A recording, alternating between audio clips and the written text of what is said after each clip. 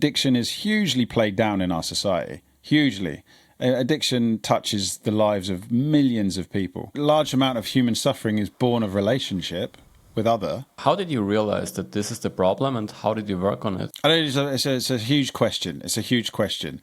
Can one exist without the other in a way? So, like, we go really philosophical from this point. I could, start talking about, no, I won't go there. I won't go there. Like, who doesn't want to be joyous, right? Kids and adults are the same. That's sort of mind-blowing and actually quite the opposite of what I feel like most people would think about it, which is...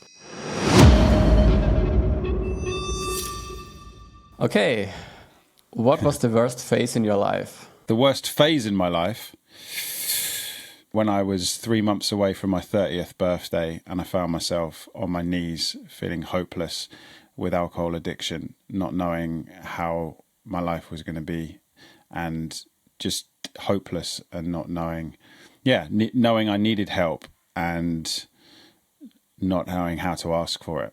Wow. Yeah. How did you get out of it? I found the courage to ask for help, and I rang the Alcoholics Anonymous helpline, and then dragged myself along whilst I was detoxing from the alcohol on day 3 to an AA meeting, and my whole world changed direction from that point forward, because I felt a sense of hope. I felt a sense of belonging that I'd never felt before, and those people wrapped their arms around me and enabled me to feel loved. Yeah, and everything changed from that point forward, brother. Yeah, it was a lot. It's been a long journey, but that was 13 years ago now. So, wow, that's powerful. So you realized that, seeking for help and the community that can help you can actually change your life. 100%. Yeah, we're born of community, right? What is community? It's one big family.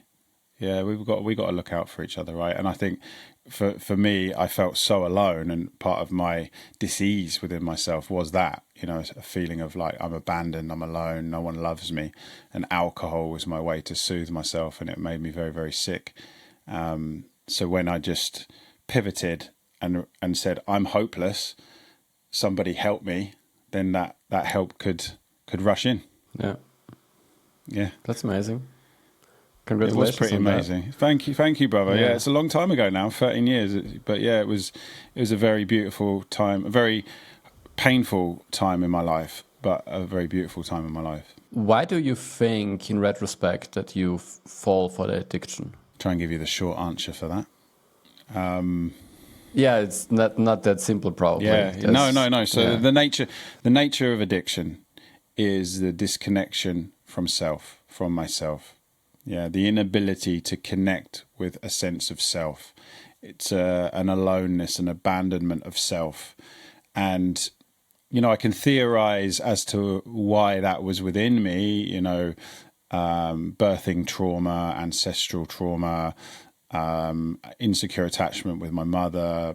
There are many things there to consider about my story. But to keep it simple is that disconnect with self. And that because of that disconnect, there was an inability within me to self-soothe. And so I was anxious. Under the surface, I was anxious. I was in pain. I felt kind of like chaotic, very, very chaotic feeling, and alcohol numbed that and made me feel like, okay, I can take a breather. So I needed someone to show me how to regulate, and I needed human beings to help act as a mirror, so I could reconnect with myself and start to build a sense of connection to self. And that is what has been the healing of addiction for me. Yes, because if you just say, okay, I stopped drinking, you probably just look for another drug, basically, right? Because you still have the same problem. Right. And then you just, I don't know, whatever you do.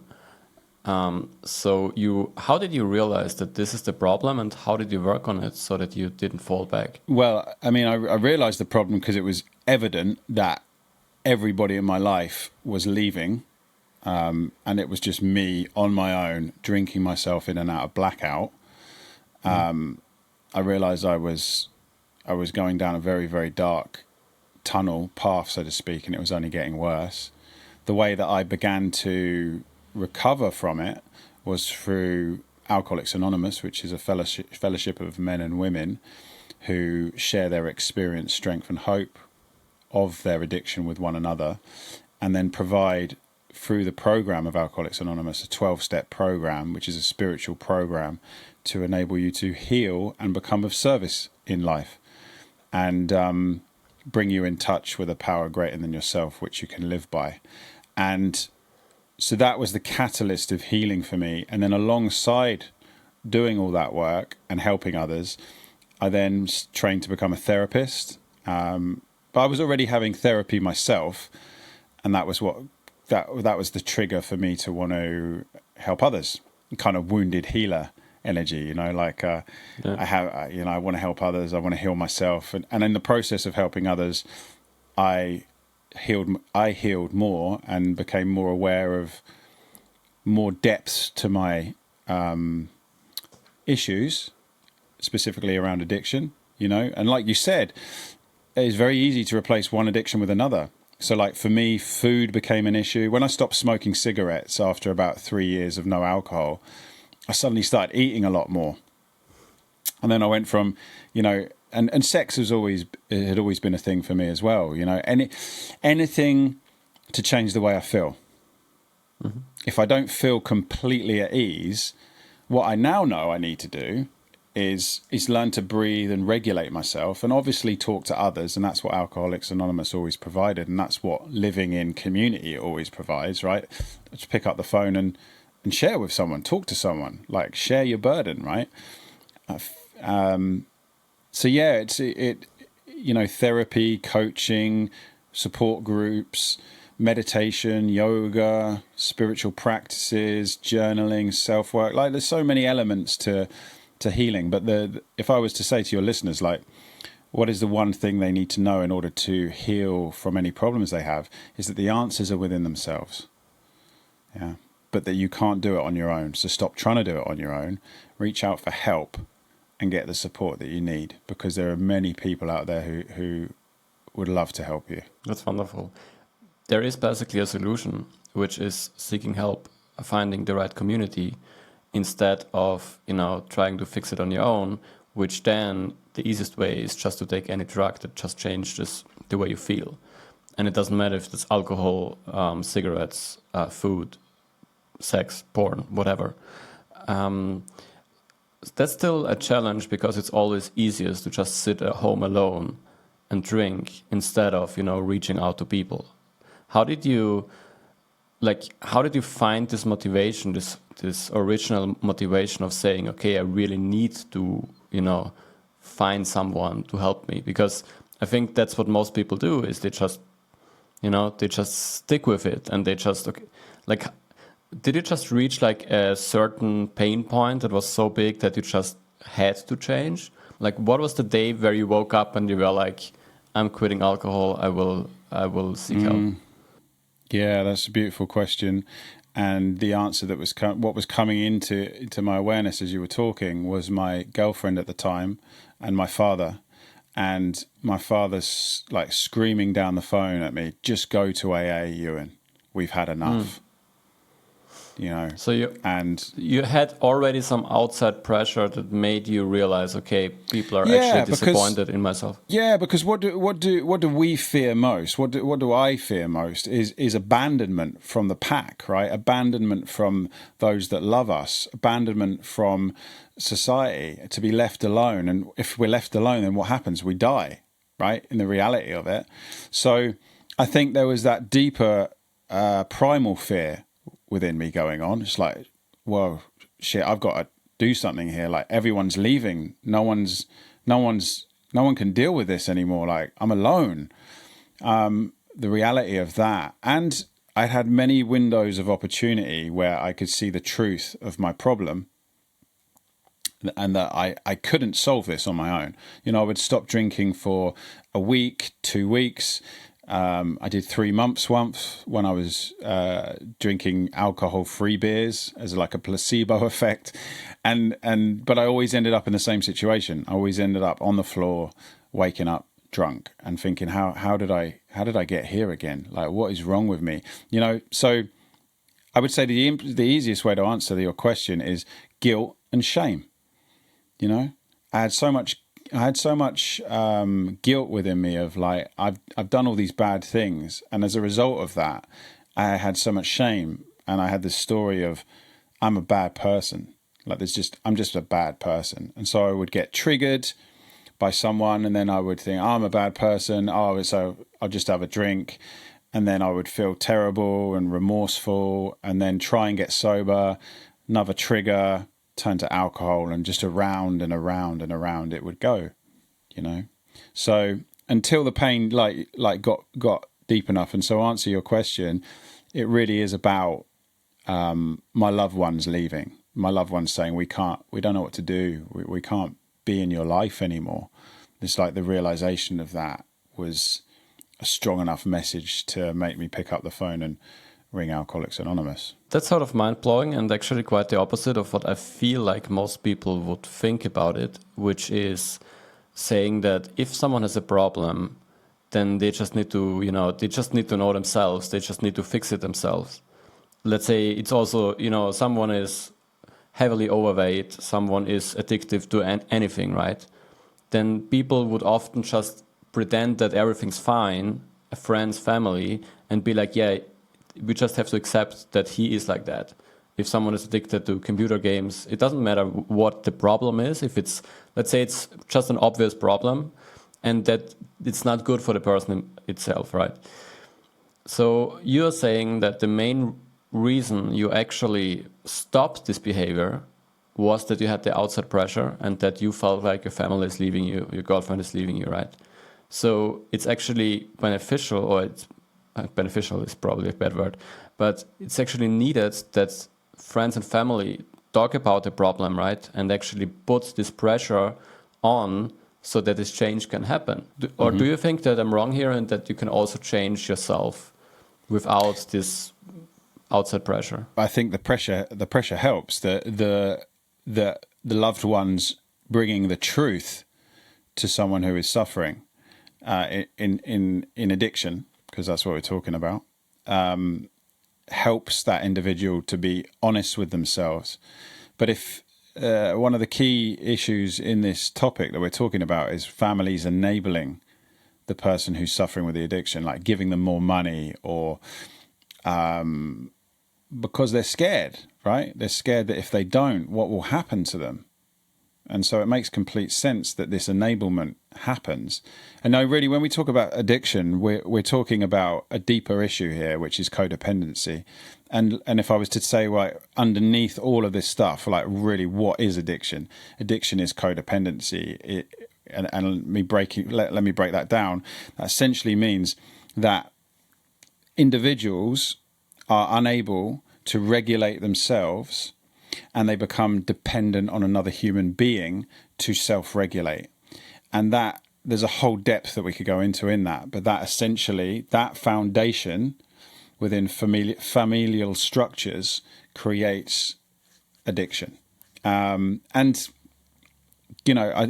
is hugely played down in our society, hugely. Addiction touches the lives of millions of people. In order for us to understand the nature of addiction, we need to understand the nature of attachment, the nature of relationship, and how to be in healthy relationship with ourselves so that we can be in healthy relationship and partnership to create healthy structures for family to be grown from, right? Because I believe that's the core root of this. To clarify, I believe that humans are addicted to everything, like just to food, basically, because, well, we would die without eating, right? So it's sort of an addiction. We just need to do it all the time. We are addicted to air. If you don't breathe, we die. I love that. So the question is, like, where do you draw the line? And I think you just answered that by, if you can't love yourself and therefore you also can't love someone else, at least not unconditionally, right? As you said, you basically have to have someone in your life. That's the codependency I think you described. Then if this is the case, then this leads to addiction, or what in general, what do you define as addiction? Well, like I said earlier, like addiction is the disconnection to self, and as a result of that, the inability to self-soothe. So, in relation to codependency, the individual is looking for another human being to be dependent upon to self-soothe, right? So the addiction there in the codependency is on the person, right? So, for example, someone might stay in a long-term relationship where they're miserable, right? Where they're really unhappy, where that person abuses them. Yet they stay. And so why do they stay? Because their inner child is so desperate to have someone there that they'll have anyone there. It's like the child that goes back to its parent, even though the parent beats the child, right? The child still wants something, and something is better than nothing. And so, you know, we could go really deep with this stuff, but, you know, keeping it there, it's about being in union with yourself first and foremost, to be able to be in union with others. And so we've got it the wrong way around. We're largely speaking, we're seeking. It's the Hollywood story, right? It's the love story. Like, oh, it's riding in on the white horse and rescuing the maiden. It's this, like, you know, like, really, I think the deeper archetypal story of those movies is actually about being the one who rides to rescue yourself, right?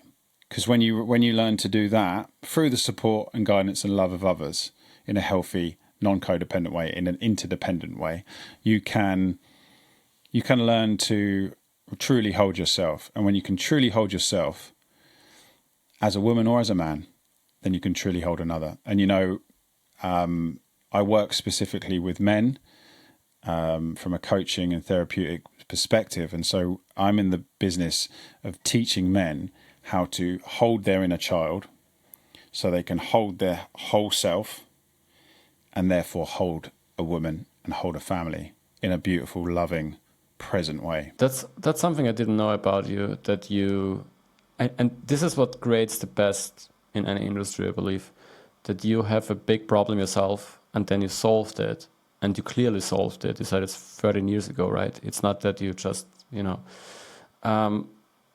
you understood what made you feel like that, and then you also found a way to get out of there.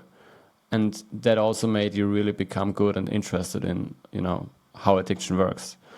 And then you also realized, well, as you said, there are millions of people being addicted and society doesn't even care about it. For example, in my country, probably in the UK as well, it's super normal to drink. If you drink at like noon, no one is really caring, right? It's like you can drink all the time and people are like, maybe it's a problem, but rarely, right? So, yeah. And that made you really dig deep into that. Why did you specialize in helping men only? Well, so initially when I started working as a therapist, I was working with men and women. And I was working with men and women with addiction issues, with complex post-traumatic stress disorder, men and women who had grown up in abusive families, men and women who were in abusive relationships or were the abuser within relationships potentially, right? And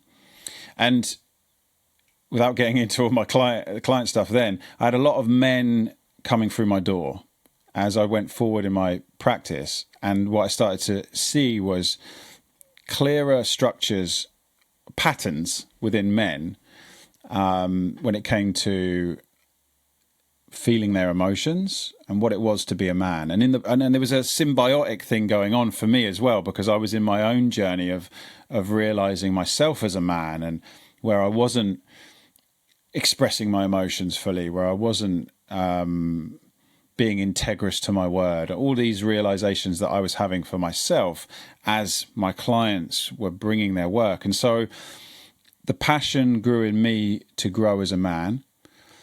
And resultingly, I was like, do you know what? I'm really passionate about helping men. And it kind of just evolved from there, really. You know, it was only a year or so ago that I stopped working with women as well and transitioned purely to coaching and facilitating men through men's work. So, although I've been doing it for around 4 years now, but yeah, hopefully that gives you an insight. I could say a lot more. That makes a lot of sense. I think in general that, you know, everyone knows that men and women just, you know, have different emotions, have different triggers to certain periods, to certain things. So a man will always understand a man better than a man can understand a woman in certain areas, right? So yeah, I guess you just realized that you're like more confident in working with men compared to women because you just fully understood, because you just saw yourself in them 100%. And with women, you obviously can never do that 100%. So you're always like, yeah, maybe that's kind of the women thing, right? Maybe that's why it's different here or something. And you can probably not describe why, but that's how it sounds to me. We've talked in private also that, you know, you kind of at the point of transitioning from being a therapist to a coach. To me, it feels like that you're sort of done with therapy, right? You don't only want to help people who are addicted. You now actually want to help people who are not addicted as well and just coach them to become a better version of themselves. Is this correct, or am I simplifying too much? Yeah. I mean, I've been working as a coach for the last 4 years, but I've been working as a coach and a therapist. And so I've been making this transition to putting down the therapist hat and fully owning the coach hat, and fully owning that I work with men. And I love working with men because, like you said, like I've been on my own journey in becoming a more fully embodied man. And so I'm passionate about helping men do the same. And because my history is one of addiction, inevitably I attract men who still have issues with that stuff. I just think because it's my specialism, it means that I am attracting in those kind of guys because it's the kind of guys that I can help. But I would say I'm working with guys now who are not in the extremes of addiction like I was. You know, they still have addictive tendencies that are preventing them from showing up for themselves in the way that they truly want to show up for themselves. So they can show up for their business to create greater impact in their business, so they can show up for their family, so they can be more present for their family and their children, for their wife and their partner and their children, and how for a lot of them the addictive patterns are still getting in the way of that. So the core of the work that I do is helping men get to their inner child and learn to feel the repressed emotions of their inner child, to fully integrate their inner child within their whole self, because their inner child, their inner adolescent, is continuing to sabotage, continuing to, be in control of the car and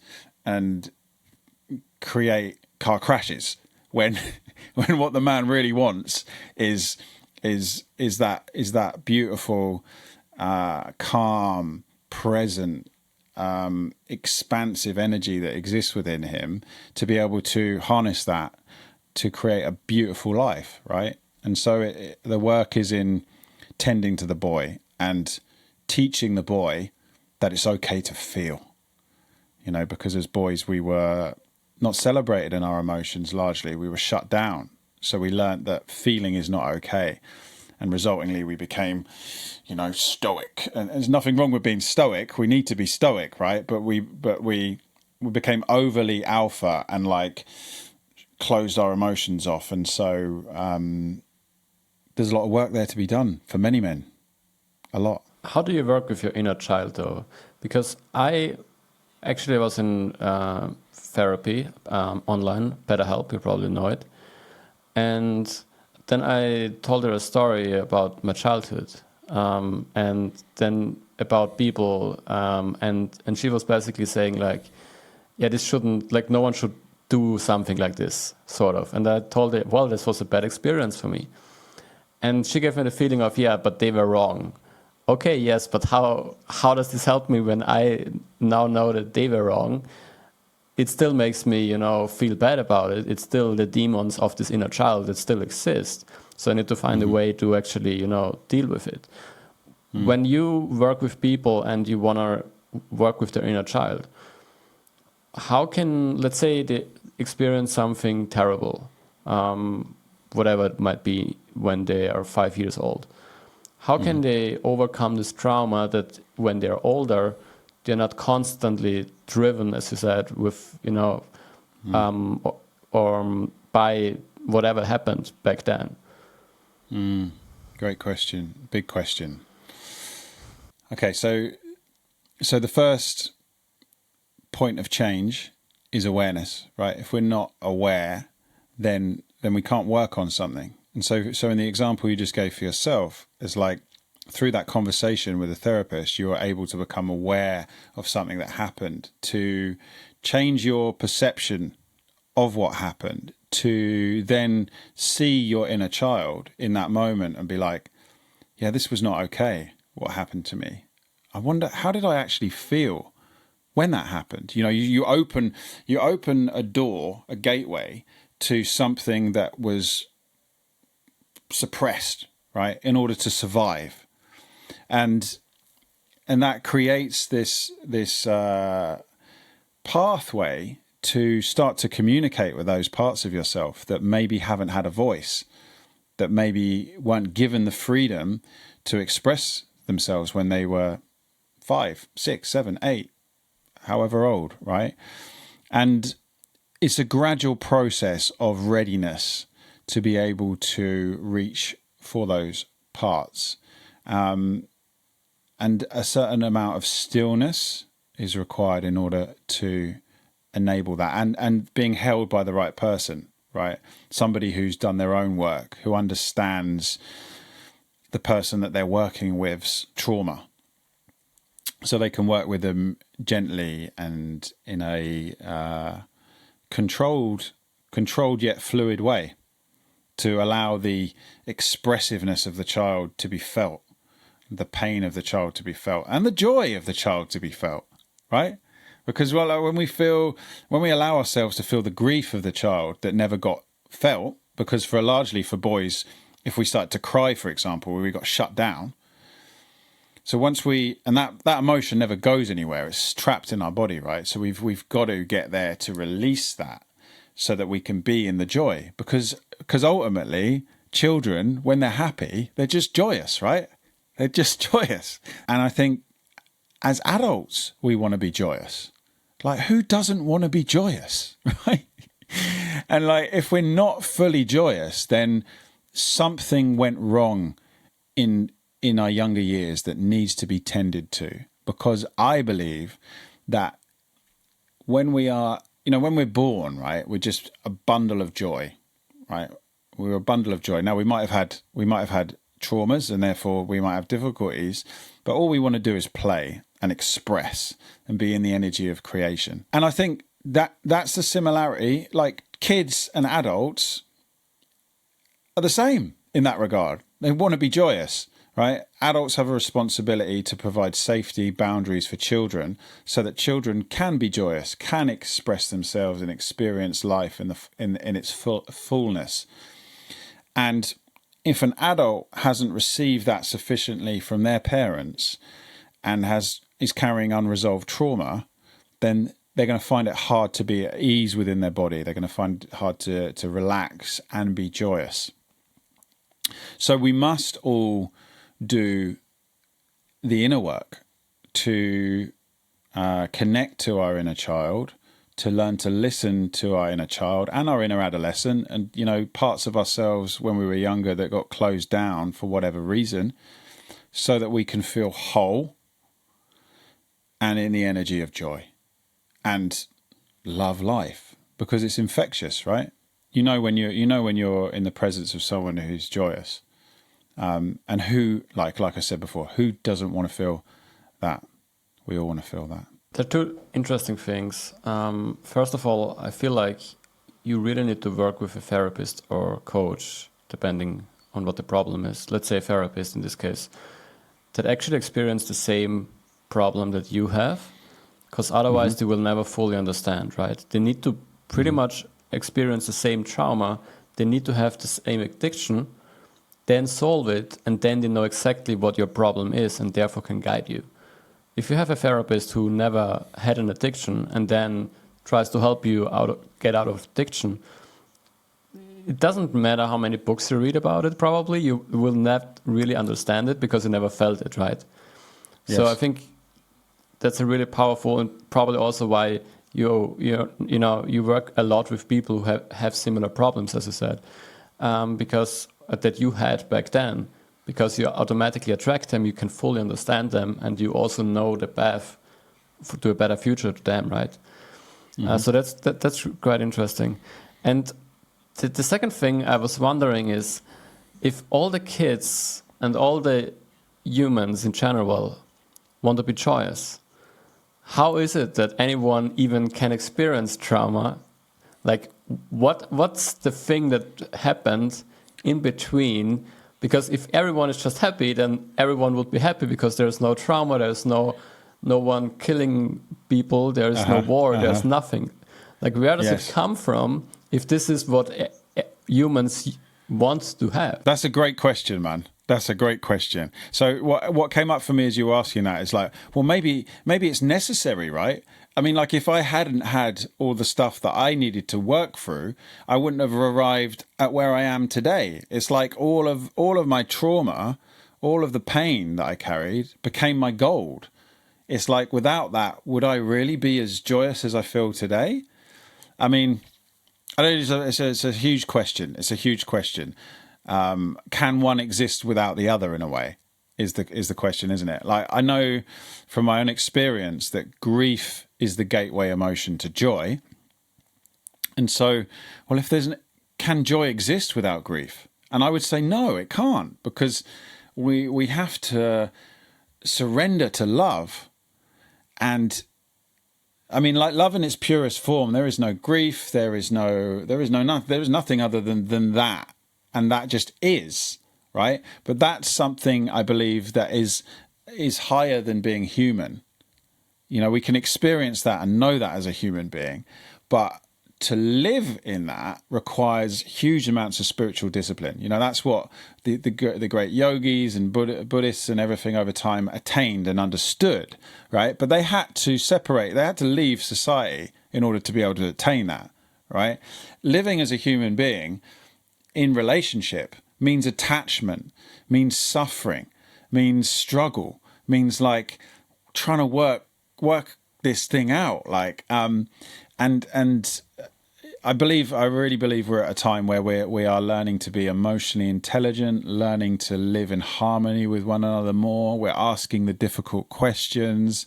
We're learning to grieve. We're learning to cry. We're learning to like scream and shout, especially as men. Like, there's a powerful men's movement that I'm involved with that, you know, we stomp, we scream, we shout, we release the trapped emotions so that we can get in touch with our inner child, right? But so that we can be strong, integrous, loving, present men who are about service, are about serving life, about serving community, as opposed to selfish boys who are just purely who are stuck and are purely focused on serving themselves, right? And that's the lineage we see behind us, right? The uninitiated man who is purely focused on his own, filling his own cup.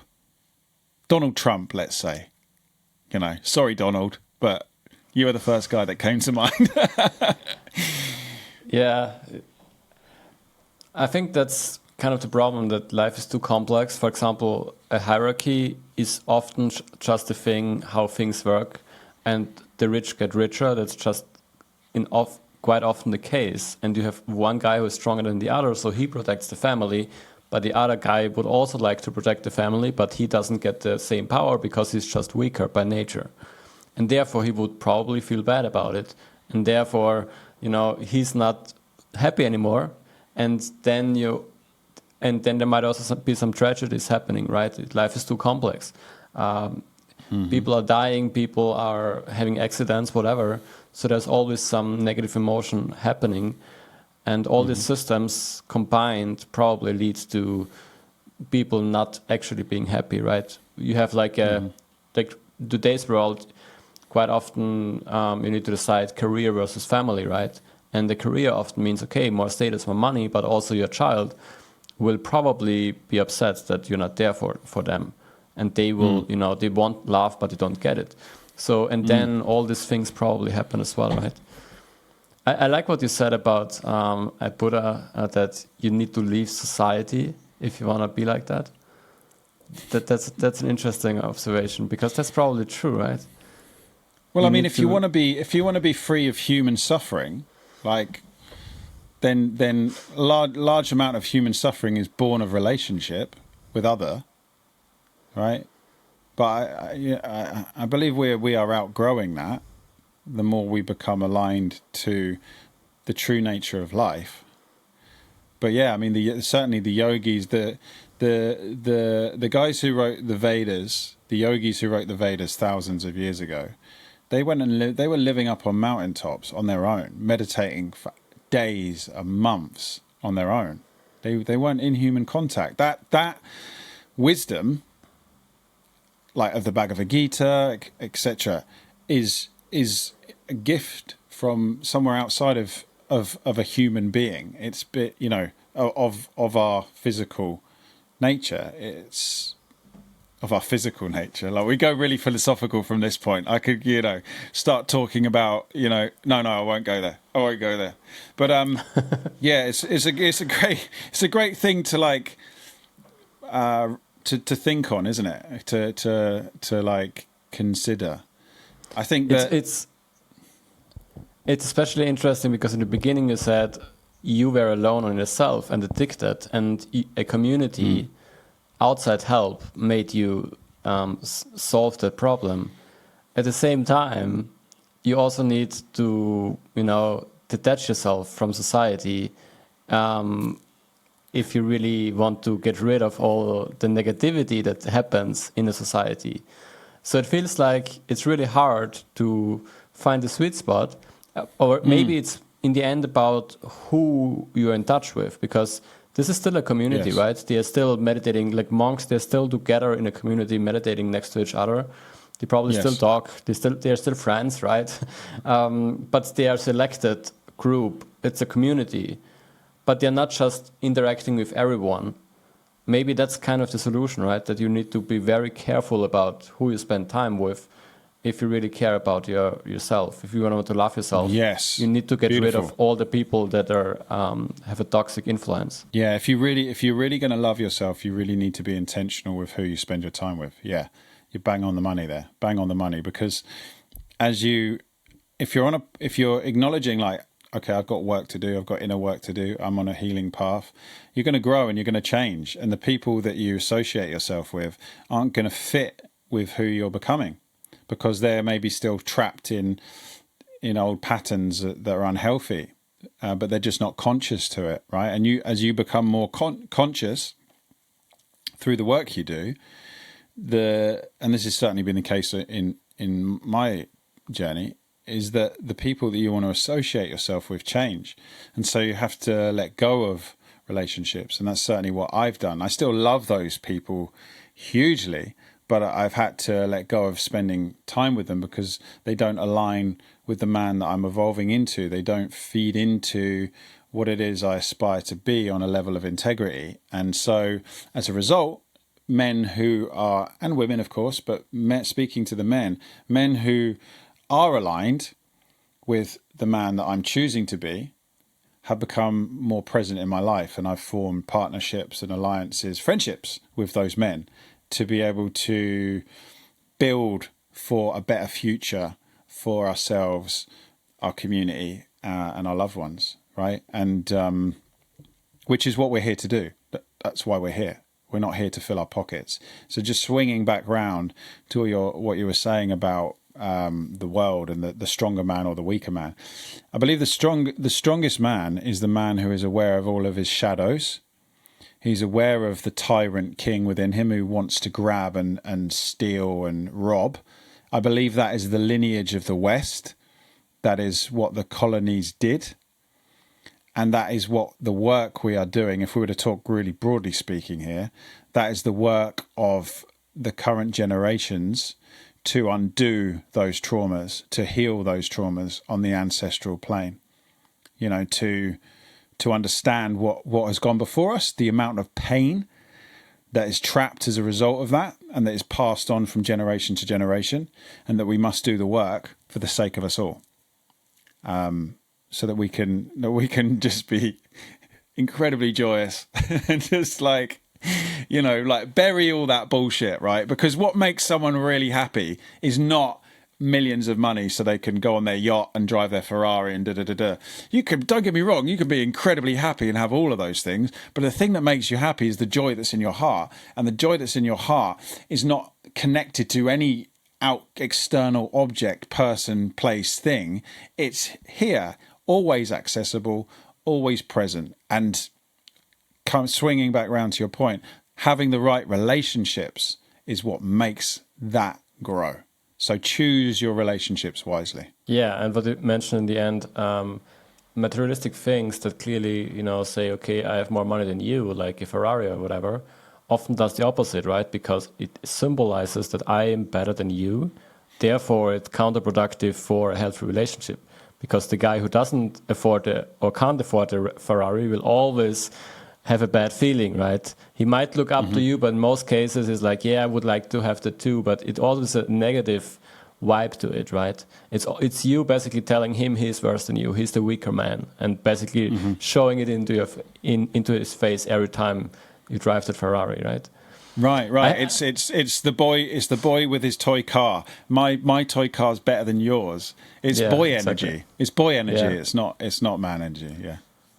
I have a question regarding relatives, because this is, I think, always the hardest part, because it's pretty clear that you obviously don't want to spend time with toxic people, and if you can just, you know, get rid of them.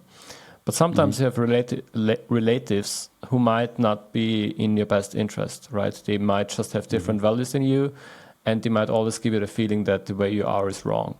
You know, I recently actually talked to someone, and she's gay, and I think her grandma didn't accept that at all. So she just had to, you know, break up the relationship with her grandma in this case, which she also then said was the right decision. But this is often, in this case, it's probably obvious, because if you're gay and your grandma doesn't accept it, like, you can change it, and you can change the grandma in this case, right? She will always think that this is a bad thing in this case. I assume that's what she thinks.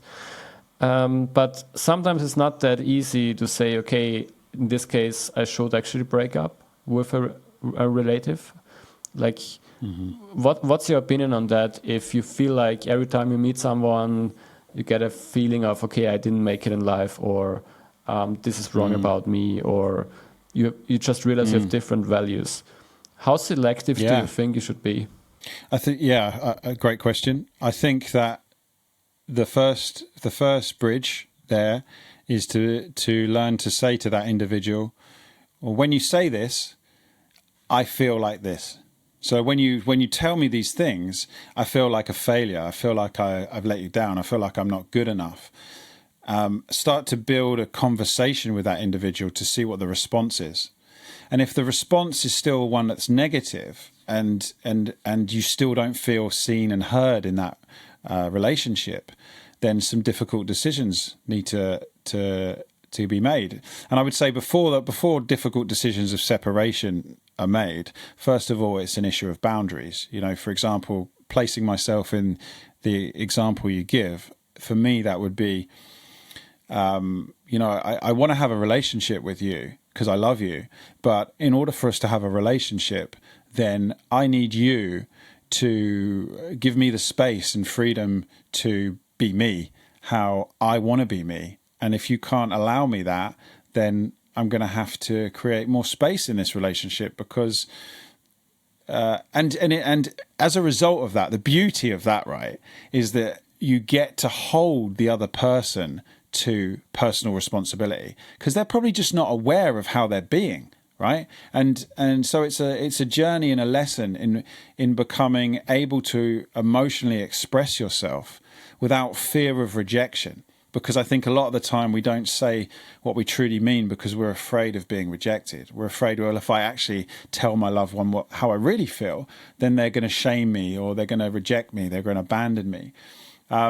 Which is all stuff that's coming from unresolved inner child stuff, right? Which is why this relational stuff is so challenging. And, I mean, I could talk about this a lot. But we could do a whole episode on this one, actually. That would be really good. Because I think it's a massive thing, because I think there are at times where you have to say, I just can't be in this relationship. I love you, but I just can't be in this relationship. I'll share this as an example. It was a few years ago, my mother said to me, I wonder whether I should just walk away because I find this relationship so hard.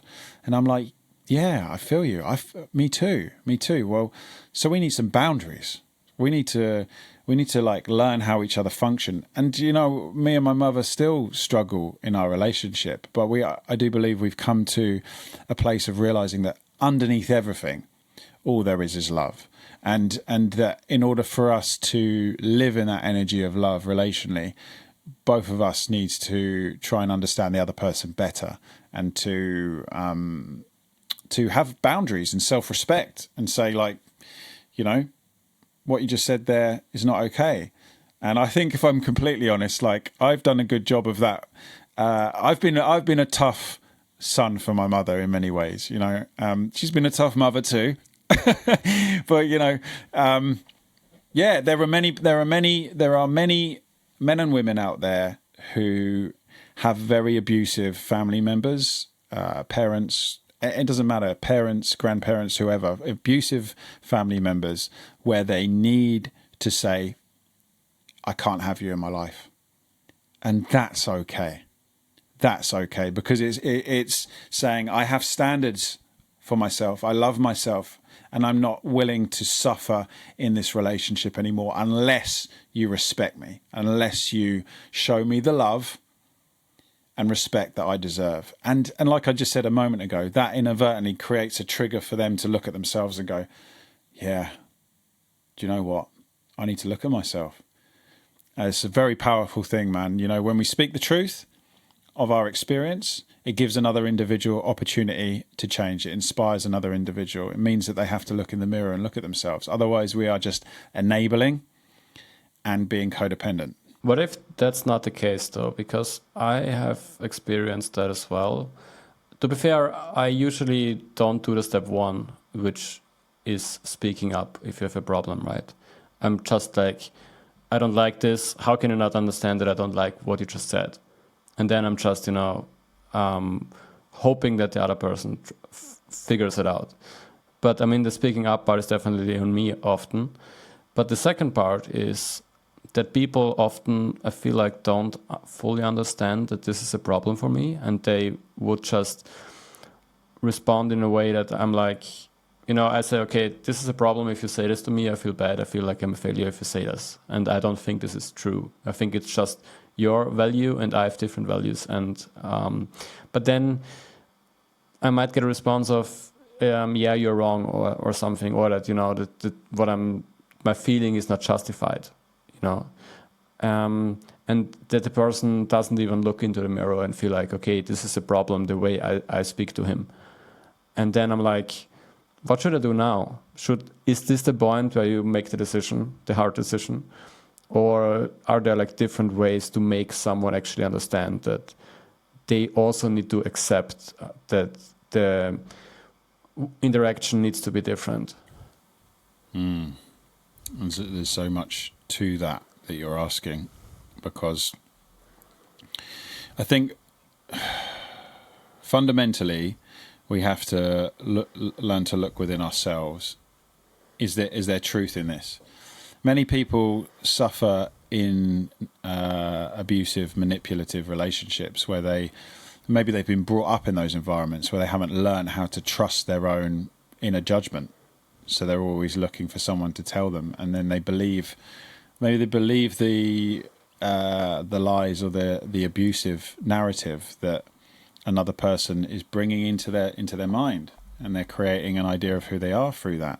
But sometimes maybe what the other person's bringing is a trigger that is necessary for us to develop a deeper honesty with ourselves. Like, so for me, I would always be, if someone says something to me, offers me a challenge, offers me a reflection about myself, my first response to that would be to like, okay, let me just like feel into what they're saying here. Like, am I missing something? Like, am I falling victim to my shadows? You know, the parts of myself that I haven't fully accepted or that I'm not willing to listen to because it's too uncomfortable.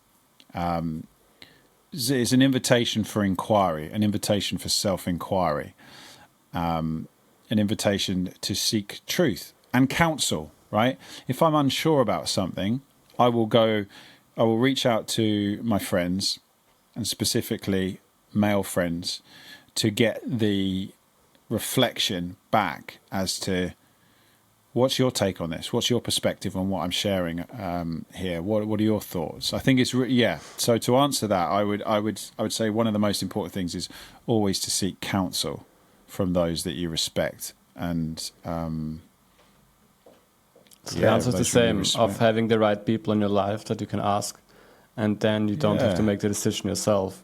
You basically what do you do? You always have to make the decision yourself, right? You never hand over responsibility of getting an opinion on something you can't decide on, sort of, right? Yeah. So you make the decision to seek support, and it's okay to seek support. I think this is a big one for men, right? Because men, we are largely lone wolves. It's another big topic, but we've had many experience. Yeah. Are we, or are we trying to be? Are we lone wolves, or are we trying to be? Yeah, we're trying to be. We're trying to be. Thank you for picking up on that. We're trying to be lone wolves, but we're meant to be in the pack. In the pack, we can grow and support and challenge each other and become all that we're intended to become. Alone, we can only go so far, because we were never intended to do it alone. And like, this kind of swings back to the thing about the yogi on the mountain, right? I think many men, and this was the truth for me as well for a long time with Buddhism and meditation, are spiritually bypassing their trauma. Well, if I just meditate, if I just practice yoga, if I just do these spiritual things and follow the philosophies of the Bhagavad Gita, Hinduism, whatever, then I'm good. And they miss the piece on passage into manhood.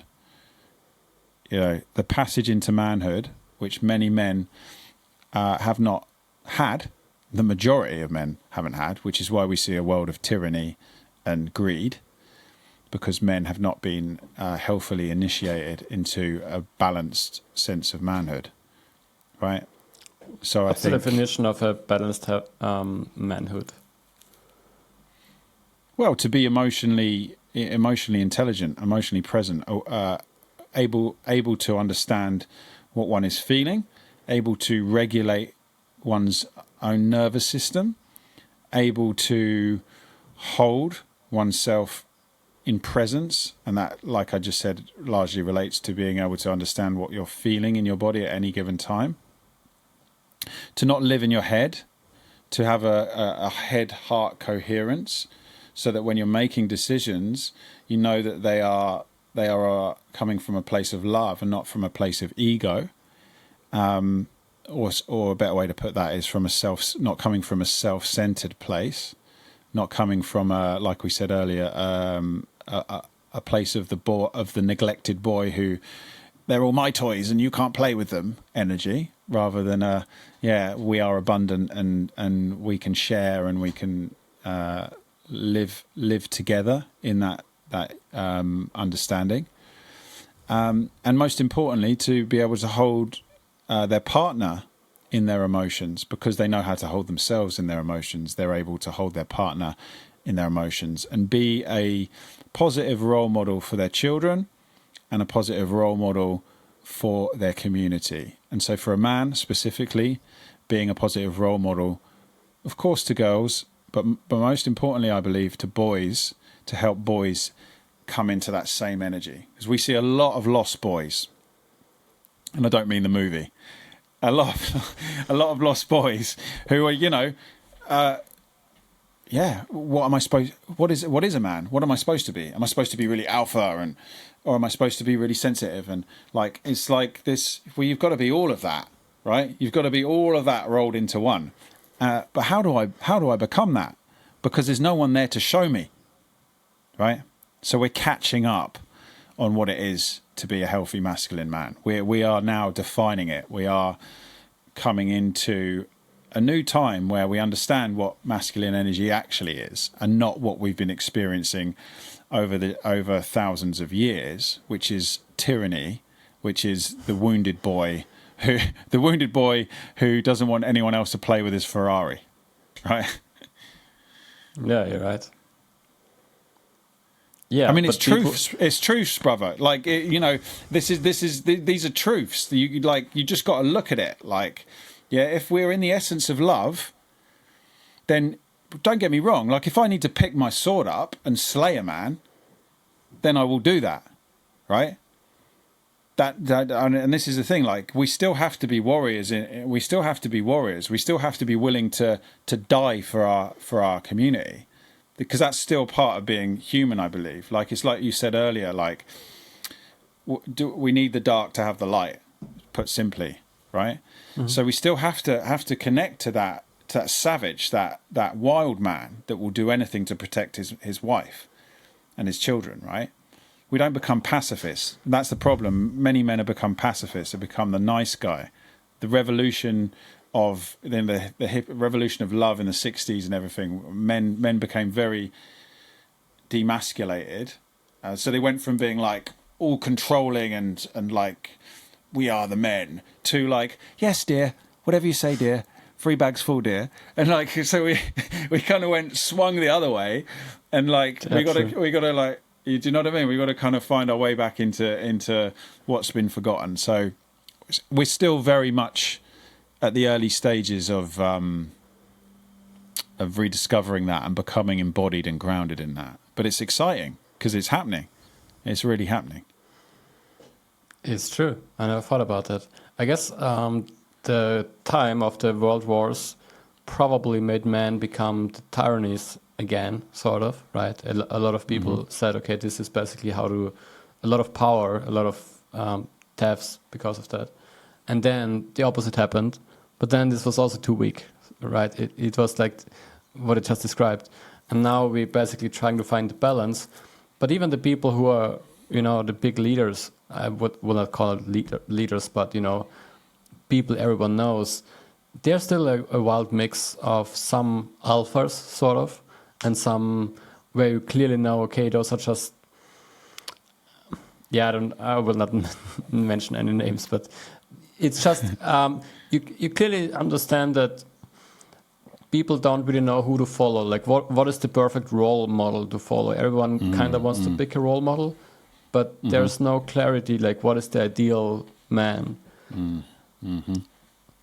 Who do you think, is there anyone that comes to mind? You mentioned Donald Trump before as kind of the opposite, but example, but is there, or like a group of men where you feel like, okay, these are role models that are sort of ideal, or do you think that there's no one who's even coming close?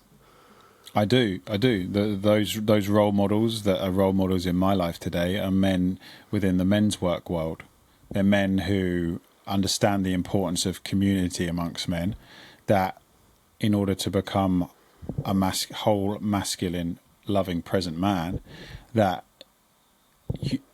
I need and all men need other men in their lives to love them, to support them, to challenge them, to help them grow, to heal their inner child, to become whole as men. to move through a rites of passage. So yeah, those men for me are the men of Sacred Sons, the men of Modern Renaissance Man, the men of the Unmasked Man, the men of Men Without Masks, the men of Mankind Project. These are men who have handed down to them ancient traditions from many lineages, spiritual practices, but most importantly, a clear-cut rites of passage from boyhood into manhood.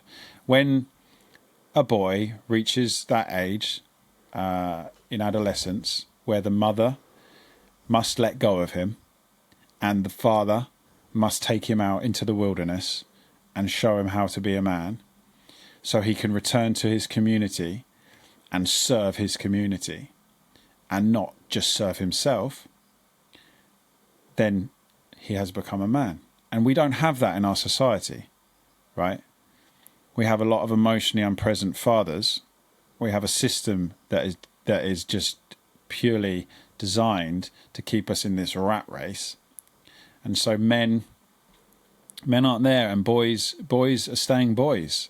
And then they get into adult bodies, but they're still psychologically largely boys because they haven't been initiated. So in answer to your question, men who have been through a formal rites of passage initiation into manhood, and it doesn't matter how old they are. There are men who lead me beautifully who are like 10, 12 years younger than me, right? But these are wise men. They are men who have faced their shadows from a young age. They are leaders, and they are men of their word who I trust unequivocally. Yeah, so those kind of men takes quite a bit of work to unravel this stuff. But coming back around again, the beauty is you ain't got to do it on your own, and you'll feel that.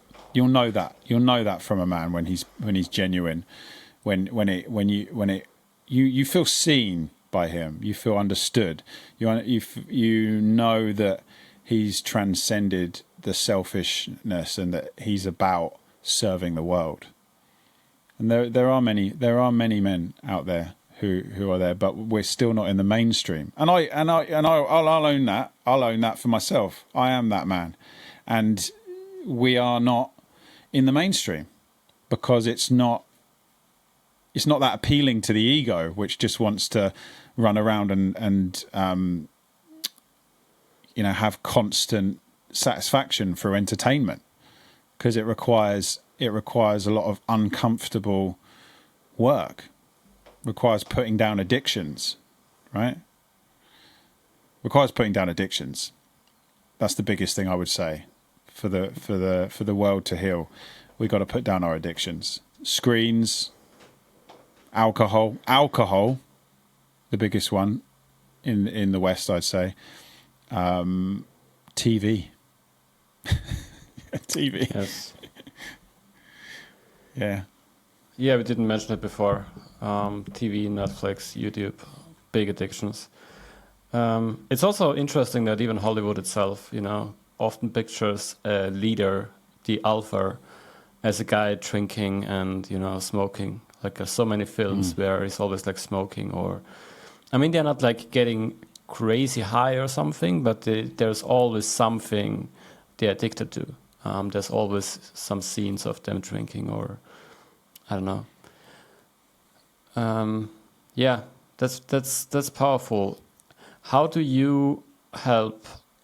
I assume this is exactly what you do, right? You help men become leaders. Yeah. If I was to say, like, what is it I do? I help men become leaders of the heart. Yeah. I help men journey from their head to their heart so they can love themselves, elevate the love in their life to elevate the love in the world through service. Yeah. And my greater ambitions as I move forward in my career is to bring rites of passage to men, like a formal rites of passage. and a formal rites of passage to guys in their teenage years. You know, to be a role model to those younger men, to provide them with the stability, the stable structure, so that they can become the men that they're intended to be. Because if young people get the right role models and get the right help and feel seen and heard and empowered in that transition, we can build some incredible leaders for the world, right? I mean, yeah. And I often, like, you know, I think about myself when I was that age, and if I'd received certain things, but then I stop and think, like, but that, you know, I wouldn't be who I am today if that had been the case. So it's like, it's not through regret, but I think it is the energy that informs my vision for the world. My why is what was missing for me, and wanting to provide that for others. Yeah, now you're also coming sort of full circle with that. As I said, like, there needs to be black or there needs to be dark for the light. And you wouldn't really try to figure out what makes a leader a real role model if you wouldn't have suffered yourself. You kind of, like, this is in general how so much works. Like, you can't build a muscle if you don't break it, right? It needs to recover and then it gets stronger. And a lot of these just work that way. You can't develop something if there's not something broken. You all usually develop because the status quo is just not working. That's why there's development. So yeah, it's quite interesting that this. For one, you just want to have the love, but also you need the problems so that you find systems to create more love, sort of. Mm-hmm. Yes. You need the systems. Without the systems, the structure, it can't evolve, right? Yeah, it's kind of like, you know, masculine energy providing a container for feminine energy to operate within. Without the structure, the love can't reach the places that it needs to. Yeah.